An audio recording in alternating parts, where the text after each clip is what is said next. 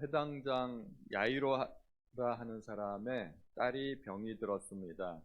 그냥 단순히 병든 것이 아니라 거의 죽을 지경에 이르는 큰 병이었습니다. 아마 다른 치료 방법이 없었던 것 같습니다. 이 회당장 야이로는 예수의 소문을 듣고 예수께로 와서 그 발 아래 엎드려 간곡히 구하면서 내 어린 딸이 죽게 되었사오니 오셔서 그 위에 손을 얹으사 그로 구원을 받아 살게 하소서 하고 간절히 요청을 하게 됩니다. 예수께서는 그 전에 이방인의 땅 거라사라 하는 곳에 가셔서 군대 귀신 들린 사람을 고쳐 주셨습니다. 고쳐 주시고 이제 갈릴리로 건너가서 다시 갈릴리 지방에 오시자마자 또 예수의 소문이 쫙 퍼지면서 예수님에 관한 그런 이야기들이 퍼지게 되었고 예수님이 오셨다는 소식이 알려지면서 회당장도 예수님 앞에 나오게 된 것입니다. 회당장은 아마 다른 방법이 없었고 오직 예수님만이 자기 딸을 살릴 수 있으리라고 믿었을 것입니다. 그래서 예수님은 이 회당장의 요청대로 그의 집에 가던 중이었습니다. 그래서 오늘 본문은 예수님께서 회당장의 요청을 들으시고 그 회당장의 집으로 가던 도중에 있었던 사건을 보여주고 있습니다. 노중에 한 여인을 만나게 됩니다. 그런데 그 여인은 12해를 12년 동안 혈루증으로 알아온 여자입니다. 이스라엘 백성들은 어떤 질병은 하나님으로부터 저주를 받은 질병이기 때문에 절대로 사람들 앞에, 대중 앞에 나서서는 안 된다고 생각하는 질병이 있었습니다. 그것이 대표적으로 나병이고 혈루증입니다. 나병은 온몸이 저주받은 상태이기 때문에 절대로 사람들과 접촉해서는 안 됩니다. 누구든지 나병 환자에게 손을 대거나 접촉하게 되면 그 사람도 부정해진다고 믿었기 때문입니다. 그런데 혈루증을 알아온 여인도 이 여인도 마찬가지입니다. 이 여인에 관한 소문은 이미 주변에 많이 퍼져 있었을 것이고 이 여인을 알아보는 사람도 많이 있었을 것입니다. 그래서 이 여인은 절대로 사람들 앞에 나서서도 안 되고 사람들이 모인 곳에 가서도 안 되는 여인이었습니다. 이 여인을 만나게 되는데 이 여인은 예수님의 뒤로 몰래 가서 예수님을 만지게 되는 것이죠. 이 여인은 12년 동안에 많은 의사에게 많은 괴로움을 받았고 또 가진 것도 다 허비하였지만 효험이 없었고 더 중하여졌다고 합니다. 이것이 이 여인의 안타까운 상황입니다. 자기가 할 수 있는 모든 노력을 다 했다는 것입니다. 그런데 상황은 더 나빠졌습니다. 뭔가 노력한 만큼 노력의 결과가 있었으면 좋겠는데 그런 것이 전혀 없었습니다. 전혀 없었고 상황은 더 나빠지게 되었습니다. 그러다가 예수님에 관한 소문을 듣게 되었습니다. 아, 예수님이라면 내 병을 고칠 수도 있겠구나. 그것이 희망이었습니다. 그것이 유일한 희망이었는데 그러나 큰 어떤 장애물이 있었습니다. 그 장애물은 자기의 질병은 예수님 앞에 들고 나아갈 수 없다는 것입니다. 자기의 질병 자체가 사람들이 모인 곳에 나아갈 수 없는 질병인데 예수님은 항상 군중을 몰고 다니셨습니다. 예수님 앞에는 항상 사람들이 있었기 때문에 사람들이 많은 곳에 자기는 갈 수 없고 그러나 예수님 앞에는 가야 되겠고 이것이 참 어려운 상황입니다. 가기는 가야 되겠는데 갈 수 없는 상황이라는 것입니다. 그러나 예수님은 이 여인의 유일한 희망이었기 때문에 이제 다른 어떤 노력도 할 수가 없기 때문에 이 여인에게는 선택의 여지가 없었던 것입니다. 내가 사람들 앞에 나아갈 수는 없지만 그러나 몰래 가면은 되겠다고 해서 얼굴을 막 그 베일로 감싸고 옷도 변장을 하고 그렇게 해서 몰래 갔었겠죠. 그녀의 상황은 아주 절망적이었습니다. 12년 동안에 가진 재산도 다 허비했고 만약에 재산이 더 있었더라면 어떻게 했을까요? 만약에 이 여인에게 재산이 더 있었으면 더 많은 의사를 만나보았을 거고 더 많은 약을 처방받았을 것이고 더 많은 노력을 해보았을 것입니다. 그러나 이제는 가진 것도 없기 때문에 더 이상 어떤 노력을 할 수가 없는 상황이었습니다. 이렇게 절망적인 상황이 이 여인으로 하여금 주님 앞으로 나오게 만들었던 것입니다. 그래서 때로는 이러한 절망적인 상황이 주님 앞으로 나오게 합니다. 믿음이 무엇이냐, 믿음에 관한 여러 가지 정의를 내릴 수도 있겠지만 저는 이러한 절박함이야말로 어떤 믿음의 근원이 될 수도 있고 때로는 그 자체로서 믿음이 되지 않겠나 생각이 듭니다. 왜냐하면 절박하면 하나님만 바라보게 되기 때문입니다. 이 회당장도 왜 예수님 앞에 나왔습니까? 회당장이라면 어느 정도 사회적인 지위가 있는 사람이고 그리고 이스라엘 민족에게 존경받는 그런 사람입니다. 그런 사람이 예수님 앞에 찾아와 가지고 그 앞에 엎드립니다. 엎드려 가지고 간곡히 구하여 말하였다고 이야기합니다. 왜냐하면 다른 방법이 없기 때문에 딸은 거의 죽어가게 되고 있는 상황이고 지금 실제로 이제 내일 본문의 말씀에도 나오지만 그 집으로 가던 도중에 딸이 죽게 됩니다. 그런 정도로 딸의 생명이 위독한 상황이었습니다. 이 절박한 상황이 회당장으로 하여금 예수님 앞에 나오게 하였고 예수님이 어떤 다른 데로 가지 않고 바로 자기 집으로 왔으면 좋겠다고 예수님 앞에 요청을 했고 엎드려서 간곡히 구할 정도로 이 회당장도 지금 절박한 것입니다. 이 여인도 절박하기 때문에 예수님 앞으로가 아니라 뒤로 나아갔죠. 뒤로 나아갔고 회당장도 예수님 앞에 나아갔던 것입니다. 그래서 하나님은 때때로 사람에게 고난을 주십니다. 어려운 상황을 만나게 하십니다. 그러한 절박한 상황을 만나게 하십니다. 왜냐하면 그러한 절박한 상황 속에서 우리가 할 수 있는 일이 아무것도 없기 때문입니다. 우리가 할 수 있는 일이 아무것도 없어야 하나님을 의지하고 하나님을 바라본다는 것입니다. 만약에 내가 할 수 있는 일이 있으면 자꾸 뭔가를 시도해 보겠죠. 내 능력으로, 내 힘으로, 내가 가진 어떤 지식과 재산으로 뭔가를 해보려고 시도할 것입니다. 그러나 내가 할 수 있는 일이 아무것도 없으면 정말 그때는 주님 앞으로 나오게 됩니다. 한 번은 예수님께서 가나안 여자, 이방인 여자를 만나게 됩니다. 그 가나안 여자는 예수님의 뒤로 따라오면서 예수님께 자기의 딸을 고쳐달라고 요청하였습니다. 그러나 예수님은 들은 척도 안 하시고 가던 길을 계속해서 가시게 됩니다.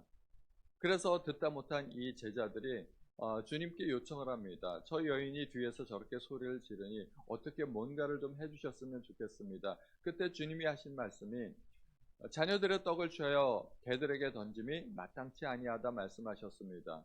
이 여인이 얼마나 낙담이 되겠습니까? 지금 딸이 흉악한 귀신 들린 것만 해도 절박한데 주님으로부터 그런 냉대를 받고 인격적인 모욕을 받으니까 상황이 더 안 좋아졌습니다. 이런 상황에서 여인은 주여 올소이다마는 개들도 제 주인의 상에서 떨어지는 부스러기를 먹나이다. 끝까지 매달립니다. 포기할 수가 없었습니다. 그 인격적인 모독적인 말을 듣고도 이 여인이 돌아갈 수 없는 이유는 돌아가면 자기의 딸을 고치지 못하기 때문입니다. 흉악한 귀신 들렸는데. 그래서 이 여인은 포기하지 않고 주님 앞에 매달리게 되는 것입니다. 포기하지 않는 것, 그것이 믿음입니다. 왜 포기할 수가 없나요? 다른 방법이 없기 때문입니다. 다른 방법이 있으면 시도를 할 텐데 다른 방법이 없으니까 포기할 수 없고 주님 앞에 나아가게 되는 것입니다. 이 여인은 뒤로 예수님을 따라가다가 예수님의 옷자락을 살짝 만지게 됩니다. 예수님이 이렇게 터치한 것도 아니죠. 왜냐하면 자기를 드러낼 수 없기 때문입니다. 예수님의 겉옷자락을 살짝 만지기만 했는데도 여인은 즉시 나았습니다. 이 여인은 무슨 생각으로 주님의 옷자락을 만졌을까요? 28절에 보면 이는 내가 그의 옷에만 손을 대어도 구원을 받으리라 생각함일러라. 이 여인은 내가 예수님의 옷에 살짝 접촉만 돼도 틀림없이 나는 나을 것이다 라고 생각을 했습니다. 그것이 여인의 믿음이었습니다. 여인의 생각대로 되었고 믿음대로 된 것입니다. 이 여인이 생각한 것에 대해서 주님은 믿음이라고 표현을 하셨습니다. 34절에 보면 예수께서 이르시되 딸아 내 믿음이 너를 구원하였으니 평안히 가라. 내 병에서도요 건강할지어다. 이 여인은 자신의 믿음을 갖고 있는지 없는지조차 몰랐습니다. 다만 내가 예수님의 옷에 손만 대어도 나을 수 있겠지라고 생각을 했는데 주님은 그것을 믿음이라고 표현하셨던 것입니다. 우리는 하나님의 존재를 믿습니다. 하나님이 틀림없이 계신 분이고 그리고 하나님을 찾는 자들에게 상 주시는 이심을 믿습니다. 그래서 히브리서 기자는 믿음이 없이는 기쁘시게 못하나니 하나님께 나아가는 자는 반드시 그가 계신 것과 또한 그가 자기를 찾는 자들에게 상 주시는 이심을 믿어야 할지니라 말씀하고 있습니다. 그렇게 생각하라는 얘기입니다. 믿음이 곧 생각입니다. 특별히 긍정적인 생각을 일컬어서 성경에서는 믿음이라고 표현을 하고 부정적인 생각을 일컬어서 성경에서는 믿음이 없다고 이야기하고 있습니다. 아브라함의 믿음은 하나님께서 자기 아들을 죽은 자 가운데서 다시 살리실 것이라고 생각했고 그렇게 믿었습니다. 아브라함은 그렇게 생각했지만 히브리서 기자는 그것을 믿음이라고 표현하고 있습니다. 우리는 생각을 잘 관리해야 됩니다. 우리가 믿음대로 된다는 이야기는 생각대로 된다는 표현으로 바꿔서 이야기할 수 있습니다. 된다고 생각하는 사람은 되는 것이고 안 된다고 생각하는 사람은 안 되는 것입니다. 이것이 믿음대로 되는 것입니다. 이스라엘 백성이 왜 가나안 땅에 못 들어갔나요? 못 들어간다고 생각했기 때문입니다. 여호수아와 갈렙은 가나안 땅에 들어갔습니다. 능력이 많아서 싸움을 잘해서가 아닙니다. 들어갈 수 있을 것이라고 생각했기 때문에 믿음대로 된 것입니다. 예수님께서 산에서 내려오실 때 한 아버지는 아이가 귀신 들려 죽을 고비를 수차례 넘겼습니다. 그래서 예수님께 구하기를 무엇을 하실 수 있거든 우리를 불쌍히 여기소서라고 아주 간청을 했습니다. 그때 예수님께서 하신 유명한 말씀이 있죠. 할 수 있거든이 무슨 말이냐? 믿는 자에게는 능히 하지 못할 일이 없느니라. 우리는 믿음이 있어야 되고 그 믿음은 우리의 생각으로부터 나온다는 것입니다. 생각을 잘 관리해야 됩니다. 주님은 이 여인의 병이 나았을 때 자기에게서 능력이 나간 줄을 아시고 누가 내 옷에 손을 대었느냐 하고 물으셨습니다. 그때 제자들은 아주 이상하게 생각을 했습니다. 제자들이 뭐라고 얘기하는가 하면 31절에 무리가 애워싸 미는 것을 보시며 누가 내게 손을 대었느냐 물으시나이까. 이 얘기는 예수께서 회당장의 집으로 갈 때 그 주변에 수많은 사람들이 있었다는 것입니다. 사람들이 많이 밀집해 있기 때문에 사람과 사람 사이의 거리가 이렇게 넉넉하게 있지 않고 서로 이리 부딪히고 저리 부딪히고 그러면서 가고 있었다는 이야기입니다. 예수님 왼쪽에도 오른쪽에도 뒤에도 수많은 사람들이 서로 예수님 가까이 오려고 하지 않았겠습니까? 그러므로 서로 밀고 밀치고 그러다 보면 여러 사람들이 예수님의 몸에 부딪히게 되고 어깨도 부딪히고 손도 닿고 그렇게 된다는 것입니다. 지금 한두 사람이 예수님께 접촉한 것이 아닌데 주님 갑자기 왜 그런 말씀을 하십니까? 하고 묻는 것입니다. 주님께 여러 사람이 손을 대었고 여러 사람이 몸을 부딪혔습니다. 그러나 주님의 관심은 오직 느낄 수조차 없는 작은 접촉에 관심이 있었다는 것입니다. 여인이 주님의 옷을 만지게 된 것은 그 여인의 간절함 때문이었고 그것이 믿음이었습니다. 주님이 원하시는 것은 무엇일까요? 그러한 간절함과 믿음이라는 것입니다. 주님은 그러한 간절함과 믿음을 원하실 뿐만 아니라 그렇게 나아오는 사람을 주님은 인정하시고 받아들이신다는 것입니다. 우리는 예수님을 만나되 능력받고 문제 해결받고 예수님이 칭찬하는 그러한 만남을 가져야 됩니다. 100명, 1000명이 예배를 드린다고 해서 그 100명, 1000명의 예배를 주님이 모두 다 받으시는 것은 아니실 것입니다. 어떠한 제사, 어떠한 예배는 하나님이 거부하시는 예배나 제사도 있습니다. 예를 들면 가인의 제사는 하나님께서 거부하셨습니다. 때때로 어떤 사람들의 예배와 제사는 하나님께서 거부하신다는 것입니다. 우리가 하나님 앞에 찬송도 드리고 기도도 하고 예배도 드리지만 하나님께서 받으시는 예배, 받으시는 제사를 드려야 된다는 것입니다. 구약에서 말라기 때쯤 되니까 하나님께서 이스라엘 백성이 드리는 그 제사에 대해서 염증을 느끼셨어요. 아주 싫어하셨어요.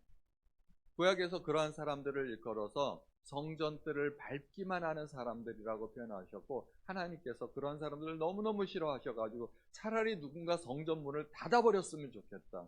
그런 사람들이 성전에 찾아와서 그런 쓸데없는 제사, 헛된 제사를 안 드렸으면 좋겠다고 하나님께서 한탄하셨습니다.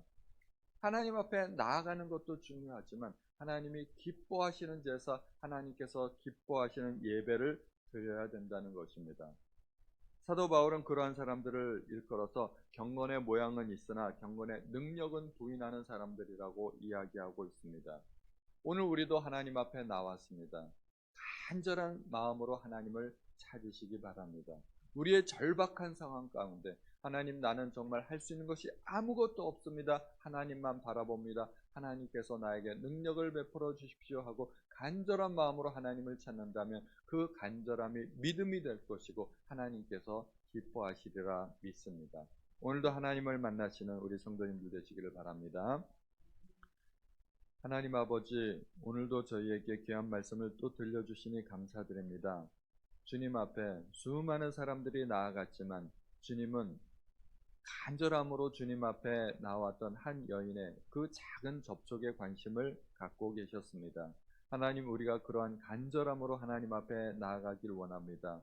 내 힘과 내 능력을 더 이상 의지할 수 없을 때 우리는 하나님만 바라보게 됩니다. 오직 하나님만 찾는 우리 모든 성도님들 될 수 있도록 도와주옵소서.